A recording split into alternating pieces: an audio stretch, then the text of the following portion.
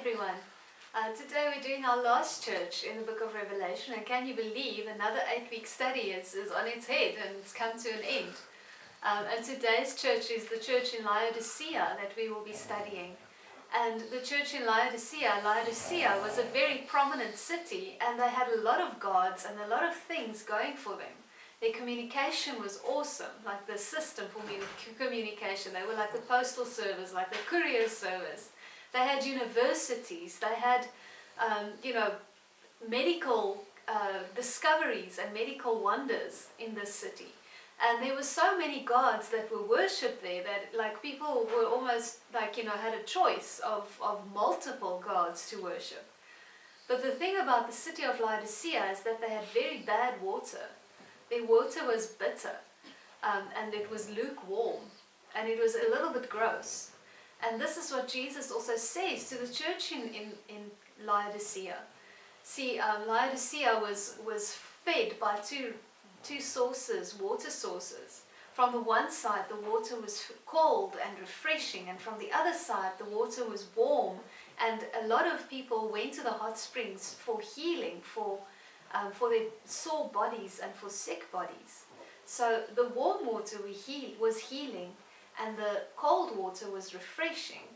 And separately, these two bodies of water had a great purpose and meant a lot to the people. But when they came to Laodicea, when they came together in Laodicea, it became lukewarm and quite disgusting to the taste, and it wasn't good for anyone. It wasn't refreshing, and neither was it healing. It was just blah, gross, bland. And this is what we get in the church of Laodicea. Jesus talks to them and he says to them that they've become lukewarm. Perhaps they've had so many influences, so many teachings, doctrines, and not even just Christian doctrines, but I mean from a worldly sense, that they were surrounded by so many ideas that their Christianity became lukewarm. And it was neither hot nor cold. It was neither healing nor refreshing. It was just bland. And this is what Jesus talks against them. He says to them, stop focusing on the things of the world and rather focus on the riches of the kingdom of heaven. And the way to get rid of their lukewarmness, Jesus says to them, is by coming back to him, a restored intimacy with Jesus, and loyalty to him and him alone. See, allowing Jesus to teach them and being passionate about his word and about him and him alone. We have that very popular verse in Revelation 3 verse 20 that says, "Here I am, I stand at the door and I knock. And whoever opens up the door, I will come in and I will feast with him."